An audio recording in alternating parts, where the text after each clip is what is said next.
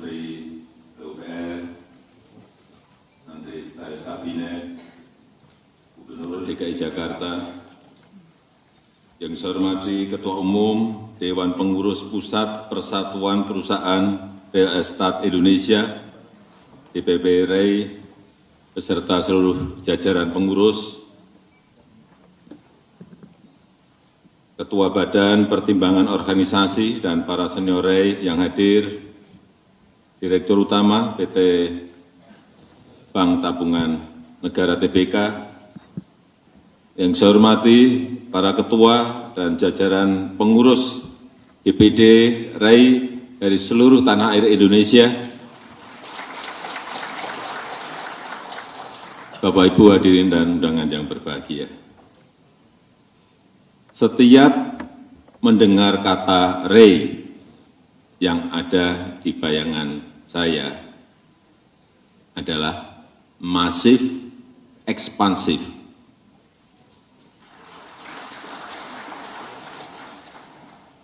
Karena dari sisi anggota di catatan saya, ini tahun 1972, anggotanya 33 perusahaan. Sekarang, seperti tadi yang disampaikan oleh Pak Toto, 6.400 perusahaan. Perkembangannya sangat pesat sekali. Sangat pesat sekali. Dan isinya, ini mulai yang kelas kakap, ada, kelas sedang, ada, kelas kecil, sampai kelas 3 ada semuanya.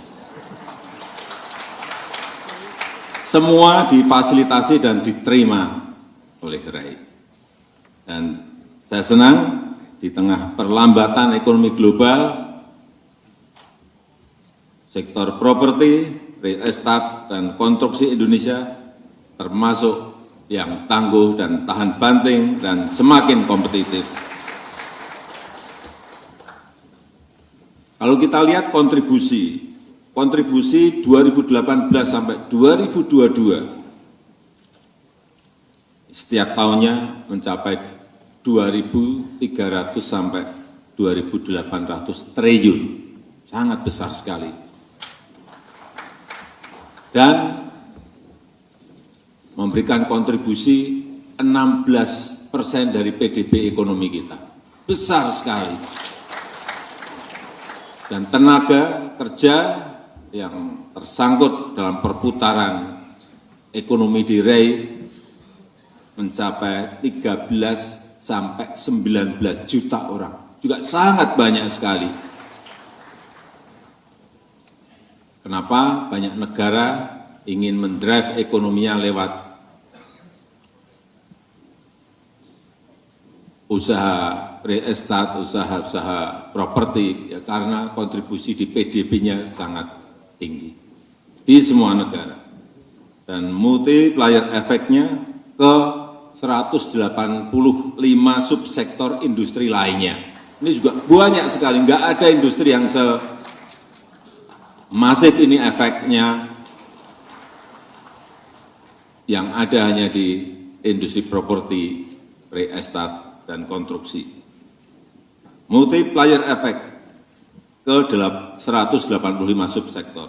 Di material, semuanya industri tersangkut di sini. Semen, batu bata, besi, cat, semuanya bergerak kalau industri properti dan real estate itu bergerak. Furniture dan interior, kursi, lampu, kasur, toilet pasti laku karena ada rumah-rumah baru yang banyak. Elektronik, kita tahu semuanya, kalau rumah baru pasti butuh TV, kulkas, dispenser, dan lain-lainnya. AC dan lain-lainnya. Alat dapur, kalau rumah baru pasti beli alat-alat dapur. Panci, wajan, sendok, semuanya beli. Garpu, semuanya beli. Industri jasa, jangan lupa industri jasa. Dari yang namanya tukang listrik, tukang sampah, tukang kebun, sedot WC, semuanya bisa bergerak.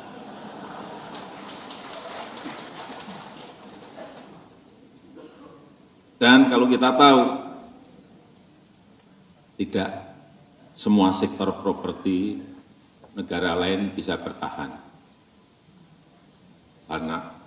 Baik karena COVID maupun karena sisi ekonominya. Kita tahu di RRT ada perusahaan properti besar yang ambruk, yang hutangnya ngalahin APBN kita. Hutangnya sampai 4.400 triliun rupiah. Jangan ditepuk tangan. Hutangnya 4.400 triliun rupiah. Ada enggak di sini yang hutangnya sampai? Sekali lagi hati-hati mengenai ini. Sehingga semuanya memang semuanya harus dikendalikan. Berapa backlog kita? Jangan hanya bangun, padahal backlog kita sudah enggak ada misalnya. Enggak bisa. Semuanya manajemen itu harus dikendalikan, harus dikelola. Dan alhamdulillah di Indonesia tidak begitu. Karena kebutuhan kita masih sangat besar. Backlog kepemilikan rumah itu masih 12,1 juta. Ini adalah sebuah opportunity, sebuah peluang yang bisa dikerjakan oleh seluruh anggota RAI. Pertumbuhan KK baru mencapai 700 sampai 800 ribu KK per tahun. Jadi kalau nanti anggota RAI masih tambah, saya kira ya, karena kesempatannya masih banyak. Sekali lagi, pertumbuhan KK baru itu 700 ribu sampai 800 ribu per tahunnya. Dan yang paling penting, karena kinerja ekonomi kita juga baik.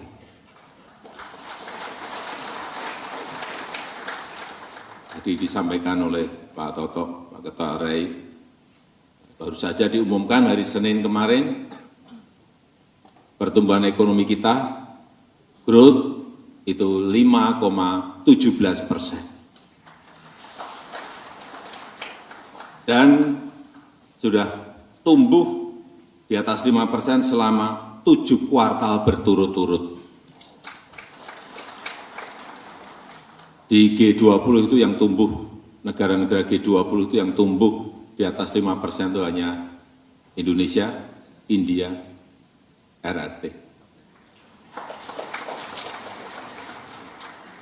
Yang lain, maaf, saya nggak bisa sebutkan, nanti tersinggung. Kemudian daya saing, ini penting sekali, competitiveness ini penting sekali.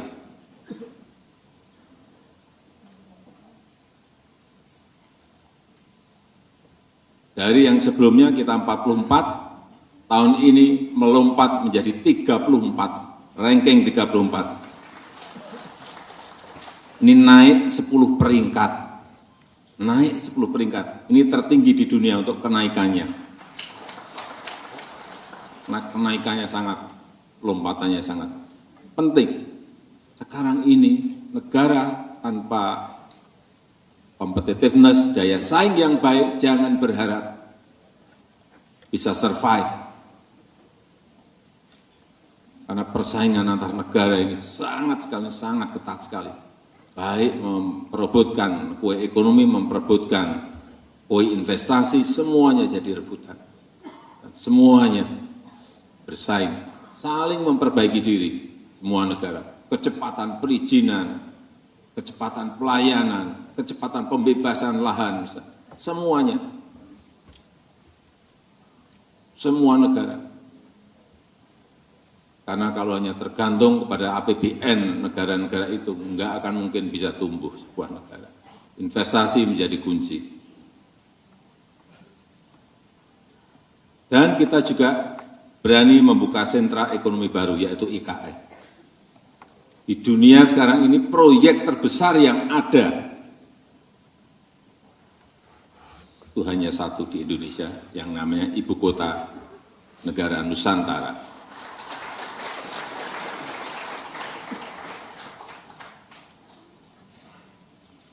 Dan Nanti ada Pak Doni dari Otorita IKN per 27 Juli yang lalu 34.000 hektar lahan sudah bisa dibeli loh, nggak ada gratisan di sana. Harganya berapa, tanya ke Pak Kepala Otorita. Ini peluang.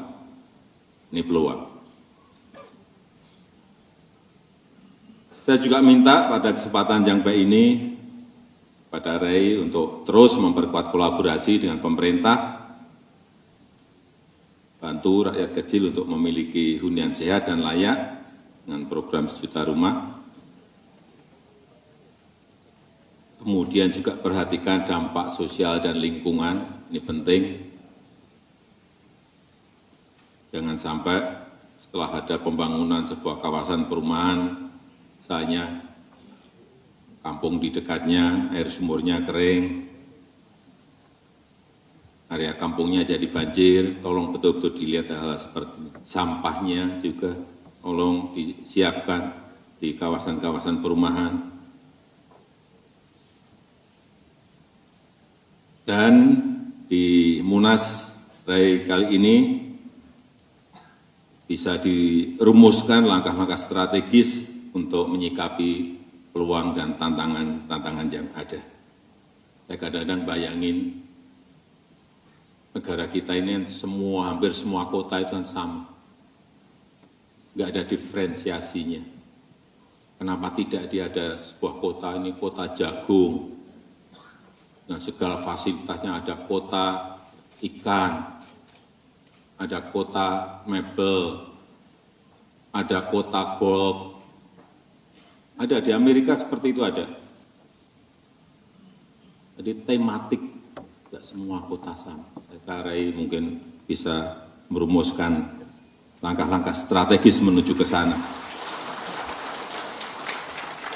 Saya rasa itu yang ingin saya sampaikan dalam kesempatan yang baik ini, dan dengan mengucap Bismillahirrahmanirrahim, Munas RAI ke-17 tahun 2023 saya nyatakan dibuka. Terima kasih. Wassalamualaikum warahmatullahi wabarakatuh. Waalaikumsalam warahmatullahi wabarakatuh.